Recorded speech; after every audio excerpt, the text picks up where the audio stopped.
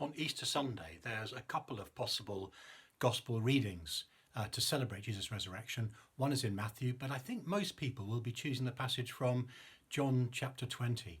It's the story of two disciples, Simon Peter and the disciple whom Jesus loved, running to the empty tomb, discovering what's there, or rather what isn't there, and then the remarkable and tender encounter between Mary Magdalene and Jesus himself. It's a hugely engaging and gripping narrative full of fascinating detail, and I suspect most people will have chosen that as the gospel to reflect on.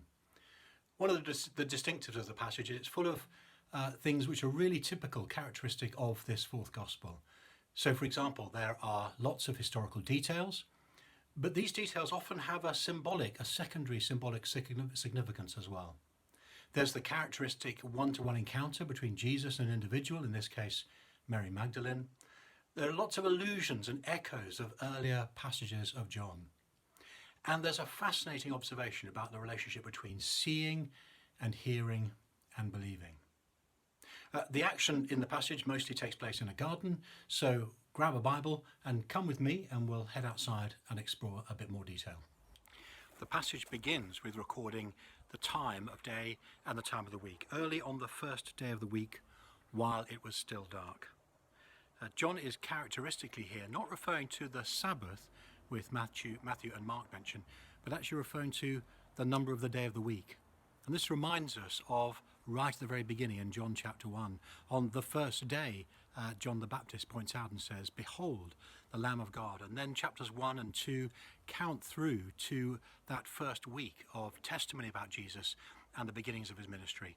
And here again we have another first week, a first week of Jesus' resurrection life. The events of chapter 20 finish a week later in the encounter with Thomas in the locked room.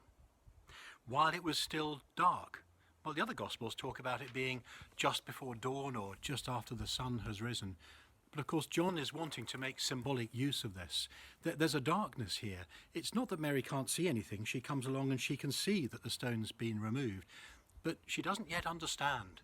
Just as earlier in the Gospel in chapter 3, Nicodemus, in the darkness of the twilight, couldn't understand who Jesus was. And yet the woman at the well in Samaria, in the broad daylight, can see Jesus and understand him perfectly well. She sees that the stone has been removed from the entrance. Now, some people have speculated that John is thinking that there's a different kind of stone, where the other three Gospels ought to talk about the stone being rolled away. But in fact, again, we need to look at this narrative in the whole of the Gospel. This is the language that's been used in chapter 11 about Lazarus and his tomb. Jesus has commanded, remove the stone, and the stone is removed. And there's a sense in which here, all the barriers to Jesus' new life have been taken away. Then we come to our first physical reversal. Mary has come to the tomb, and as soon as she's there, she no sooner but turns around and goes back again. She goes and finds Simon Peter and the other disciple, the one whom Jesus loved. Tradition says this was the Apostle John who wrote the Gospel. It's clear that he claims he wrote the Gospel himself. He talks about being an eyewitness to these things, but there is some debate about exactly who this person is. And it's curious that this Gospel makes very little mention of the 12, doesn't mention James, John's brother, at all. And so I'm persuaded it's perhaps a Jerusalem disciple who focuses on what happens in Jerusalem in Jesus' ministry.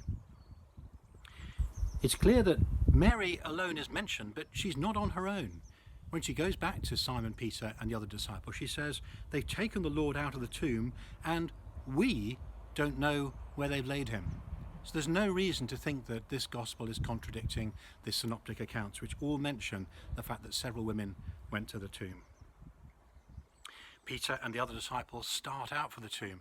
And one of the reasons why this narrative is so engaging is there's a sense of excitement and urgency and immediacy to what's happening. And John mixes up his tenses as well. Sometimes he refers in the past tense the events, and sometimes he uses a vivid historic present to talk about what's going on. Mary comes up to them and breathlessly says, I've been to the tomb, I'm at the tomb, they've taken him away. And it's all very vivid. And that's emphasized by the fact that there's a lot of running around. Mary runs off to see them, the disciples run. Both are running. Peter sets out first, But the other disciple, the one whom Jesus loves, overtakes him. Yet again, another reversal. He stops by the tomb entrance and he stoops down. And again, there's some fascinating historical detail there. The tomb cut for a wealthy person, cut in the rock, would have a low entrance. So they would indeed have had to stoop down to look in the doorway there and to see what's going on. And in fact, this disciple whom Jesus loves stops at the entrance, but good old Peter, full of enthusiasm, he bowls past him and goes straight into the entrance and enters in and can see what's going on there. Both of them can see the linen strips that would have been wrapped around Jesus' body. But if you're looking in through this narrow entrance, you won't be able to see round the corner. And if Jesus' body was laid along one of the side shelves with his head by the entrance, then that other disciple couldn't have seen what's called the sudarion, the cloth around Jesus' head. Peter sees them both, and then the other disciple follows him in. And what they both see is really fascinating. And it's fascinating for two reasons. Firstly, why is this so important? Why is it important that they see these two sets of cloth and they see them separate from one another? Once more, this takes us back to the story of Lazarus. In John 11, it's specified that Lazarus has these linen strips around his body and he has the sudarion around his head. And the same two items are mentioned in this account as well. So we're picking up all those echoes. But the fact that the sudarion is separate, the headcloth is separate from the linen wrapped around Jesus' body, is hugely significant as well. You see, if robbers had been there, the whole place would have been a mess and there'd have been things all over the place. If people had come to re-embalm the body, they'd have unwrapped the cloths and maybe put them in a pile together. But what those disciples see is that the cloths are still separate one from another. The linen strips are in the place where Jesus' body lay, and the headcloth is still wrapped around as it would have been around Jesus' head. This has been no robbery. This is Jesus come back to life. Even the cloths wrapped around him in death cannot hold him, and new life springs out from the place of death. The account tells us that this disciple believed. Well, what did he believe? Well, he believed that this was a sign, suggesting that something extraordinary has happened here. They haven't yet made sense of the scriptures and the things that Jesus has taught them about the fact that he would be handed over and killed and would come back to life. And they haven't matched it up with the Old Testament scriptures, which point to this reality. So they've taken the first step of faith, but they don't yet have good news to proclaim. They don't go around shouting to everyone else. They simply return home.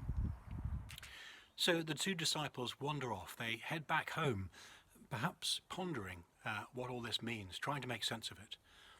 But Mary doesn't rush off. She hangs around. Just as we saw earlier in chapter 19 around the foot of the cross, it was the women with the beloved disciple who hung around. They didn't rush off. They stayed there and they waited. So Mary stays and she waits. And we read she was crying. Well, in our culture, perhaps crying would be a sob, and it would be controlled and it would be respectable, but not for Mary. Probably in that culture she'd be wailing aloud. She's not only suffered the loss of the one that she loves, whom she's followed. We know from Luke's gospel that she followed him and supported him through his ministry, but now she's lost the body of the one she's grieving over. Following the example of Simon and the other disciple, she too stoops down and looks into the entrance in the tomb, and she sees these two figures, these two angelic figures. It seems as though she doesn't recognize who they are. She's so absorbed in her own grief and her own preoccupation. But then we get something that we've seen previously in John's Gospel. Just as when Jesus came to the home of Martha and Mary, he asked each of them a question and got similar but different answers.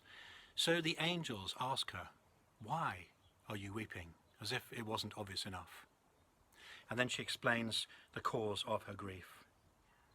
They've taken not the Lord away this time, but they've taken my Lord away.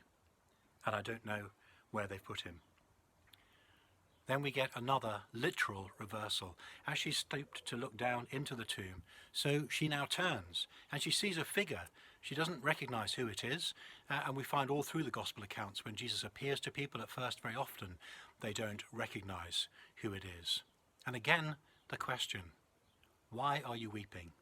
But this time with a supplementary. And it's a question that Jesus has asked before. Again, it takes us back to chapter 1, when the first disciples come and follow him, and he turns and says to them, "Whom do you seek?"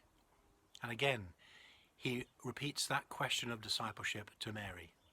Whom do you seek? Sir, if you've carried him away, tell me where they've put him, and I will get him. And then the most poignant moment of this whole narrative, Jesus simply says to her, Mary. Just as in chapter 10, he's talked about being the good shepherd, and he says, my sheep recognize my voice, and I call them by name.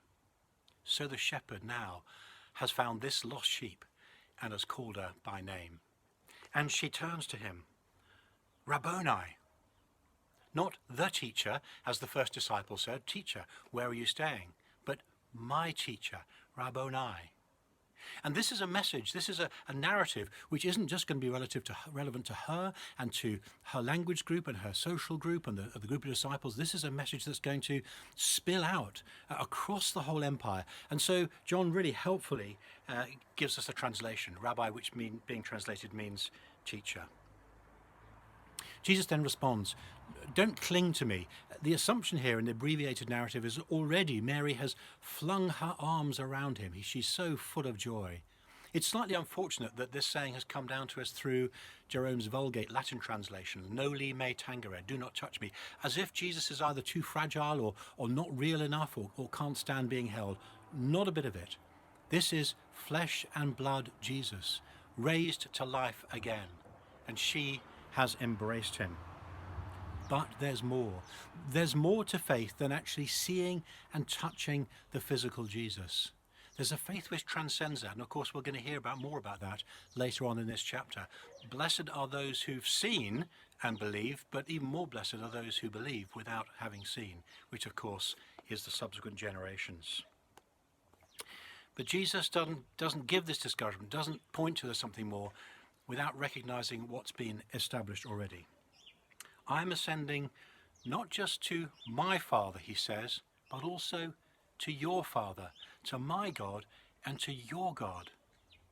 We are all now brothers and sisters with Mary, with Simon Peter, with the beloved disciple, and with Jesus, because through his death and resurrection, God has now formed us and called us to be his family in relationship with him. And Mary, instead of just going back home pondering, she goes home with a message. Go and tell your brothers and sisters. And she does. I have seen the Lord. She truly does become the apostle to the apostles, the one who has the message.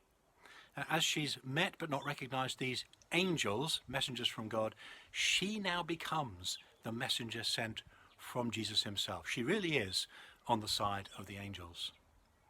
And this whole narrative tells us so many important things about Jesus, that death could not hold him, that he's been raised back to life just as he said he would, that he is the one who effects the great reversal, the reversal from death to life, the reversal from despair to hope, the reversal from listlessness and boredom to excitement and having a message and something to tell and to share.